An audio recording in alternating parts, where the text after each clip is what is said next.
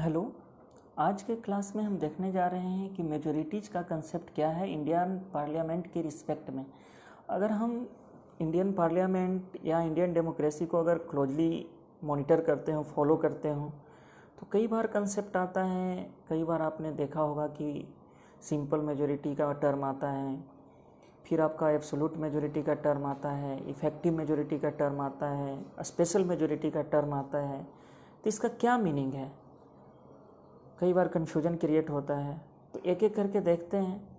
अगर हम कॉन्स्टिट्यूशन के अकॉर्डिंग अगर हम जाएं तो अपने जितने भी मेजॉरिटी का कंसेप्ट अवेलेबल है, जितने भी मेजॉरिटी का प्रोविजंस अवेलेबल है हमारे कॉन्स्टिट्यूशन में, तो हम टोटल 4 पार्ट में इसे क्लासीफाई कर सकते हैं।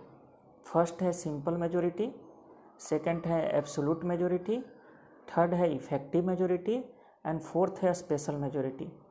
ठीक है, अब इनका देखते हैं कि इनका एक एक करके कंसेप्ट क्या है। फर्स्ट है आपका सिंपल मेजॉरिटी। सिंपल मेजॉरिटी का क्या मीनिंग है? सिंपल मेजॉरिटी का मीनिंग है कि यहाँ पर आपको मोर देन 50% मेंबर जो अवेलेबल हैं आपके हाउस में, उनका सपोर्ट चाहिए किसी भी प्रोसीड्यूर को फुलफिल करने के लिए। जैसे कि हमें रेजोल्यूशन पास करना हो, ठीक है, तो क्या चाहिए? मोर देन 50% का हमें सपोर्ट चाहिए। एक एग्जाम्पल के थ्रू आप समझते हैं कि क्या होता है इसमें एक्चुअली। अगर हम कंसीडर करें कि अगर अभी हम लें टोटल स्ट्रेंथ, तो टोटल स्ट्रेंथ आपका लोकसभा का है कितना? 545। अगर हम उसमें से देखें कि अगर उस पार्टिकुलर डे 45 मेंबर्स हाउस में प्रेजेंट नहीं हैं एंड 100 मेंबर क्या करते हैं कि उस हाउस से वॉकआउट कर जाते हैं, यानी कि they do not want to participate in the voting process, तो अब हमारे पास कितना स्ट्रेंथ बच गया? अब हमारे पास टोटल स्ट्रेंथ बच गया 400 हाउस में। 400 मेंबर प्रेजेंट हैं हाउस में। तो हमें क्या चाहिए अगर रिजोल्यूशन पास करवाने हो? तो 50% + 1 वोट चाहिए जितने भी मेंबर प्रेजेंट हैं उनका। यानी कि if you are having support of 200 members +1 means कि you are going to pass the resolution. अब इसका देखते हैं कि यूज कहाँ करते हैं। इसका यूज हम करते हैं जैसे कि हमें मनी बिल पास करवाना हो हाउस से, या ऑर्डिनरी बिल पास करवाना हो तो इसका यूज करते हैं। अगर प्रेसिडेंट रूल इम्पोज करना हो स्टेट में तो इसका यूज करते हैं।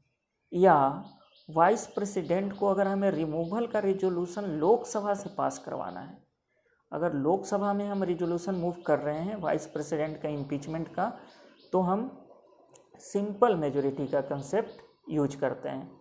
सेकंड देखते हैं एब्सोल्यूट मेजॉरिटी। एब्सोल्यूट मेजॉरिटी में क्या है? इसमें प्रेजेंट जितने मेंबर हैं उससे कोई मतलब नहीं है। इसमें मतलब किससे है कि total number of assigned member in that house कितने हैं। अगर हम लोकसभा का बात करें तो अभी करेंटली लोकसभा का स्ट्रेंथ 545 है। करेंटली अभी लोकसभा का स्ट्रेंथ कितना है? 545। तो हमें क्या चाहिए? 545 मेंबर के रिस्पेक्ट में मेजॉरिटी चाहिए। यानी कि हमें 545 का 50% मेजॉरिटी अवेलेबल है, तो हम ये रेजोल्यूशन पास कर सकते हैं कि जिसमें एब्सोल्यूट मेजॉरिटी का रिक्वायरमेंट हो।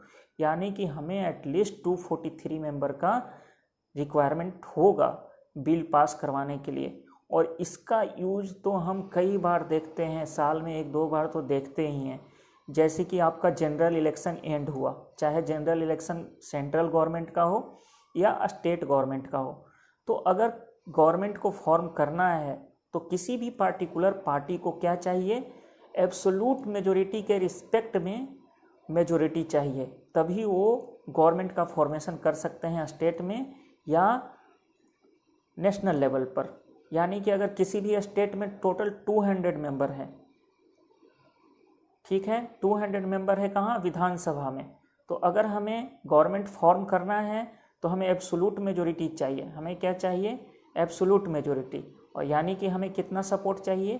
101 मेंबर का एटलीस्ट सपोर्ट चाहिए, तभी हम क्या कर सकते हैं? गवर्नमेंट फॉर्म कर सकते हैं। और दिस टाइप ऑफ मेजॉरिटी को हम क्या कहते हैं? एब्सोल्यूट मेजॉरिटी कहते हैं। नेक्स्ट हम आते हैं, नेक्स्ट है आपका इफ़ेक्टिव मेजॉरिटी। इफ़ेक्टिव मेजॉरिटी में क्या है कि अगर हमारे पास जैसे कि हाउस में लोकसभा का अगर बात करें तो अभी लोकसभा में करेंटली 545 स्ट्रेंथ है असाइंड, ठीक है ना, यानी कि इतना नंबर ऑफ सीट असाइंड है लोकसभा में। लेकिन मान लेते हैं कि in between after the election, ठीक है, 5 मेंबर्स वैकेंट कर दिया अपना सीट, चाहे उनकी डेथ हो गई हो या समहाउ डिसक्वालीफाई हो गए हों, तो अब जो 545 स्ट्रेंथ था अब रिड्यूस होकर हाउस का प्रेजेंट स्ट्रेंथ कितना हो गया 540। तो इफेक्टिव मेजोरिटी में हमें क्या चाहिए 540 डिवाइडेड बाय 2 + 1, इतना का अगर स्ट्रेंथ है हमारे पास, इतने का अगर सपोर्ट है हमारे पास, तो हमारे पास क्या है इफेक्टिव मेजोरिटी है, ठीक है। अब इफेक्टिव मेजोरिटी का कंसेप्ट क्या होता है, कहाँ यूज करते हैं वो देख लेते हैं। तो आपका इफेक्टिव मेजोरिटी का हम कंसेप्ट यूज करते हैं कहाँ, अगर वाइस प्रेसिडेंट को हमें इम्पीच करना है और राज्यसभा में रेजोल्यूशन अगर हम लेकर आ रहे हैं तो वहाँ पर हम इसको यूज करते हैं। जब तक हमारे पास इफेक्टिव मेजोरिटी नहीं होगा, जब तक कि राज्यसभा से आपका रेजोल्यूशन पास नहीं होगा, ठीक है। सेकंड हम इसका यूज करते हैं कहाँ, इसका यूज करते हैं आपको अगर स्पीकर को रिमूव करना हो या डेपुटी स्पीकर को रिमूव करना हो लोकसभा का, ठीक है ना, तो उस केस में भी हमें क्या जो रिक्वायरमेंट होती है effective majority of the house requirement होती है, ठीक है। लास्ट हम देखने जा रहे हैं इफेक्टिव मेजोरिटी के बारे में। इफेक्टिव मेजोरिटी में 2/3 हमें टोटल स्ट्रेंथ का ज़रूरत पड़ता है, या 2/3 जितने मेंबर्स प्रेजेंट हैं वोटिंग में पार्टिसिपेट कर रहे हैं उनके ज़रूरत पड़ते हैं। ये आपका डिपेंड करता है रेजोल्यूशन वाइज रेजोल्यूशन, ठीक है ना। इसका हम नेक्स्ट देखते हैं कि यूज क्या है। इसका यूज हम करते हैं कहाँ, सुप्रीम कोर्ट के जज को रिमूव करने के लिए, हाई कोर्ट के जज के रिमूव करने के लिए, नेशनल इमरजेंसी इम्पोज करने के लिए।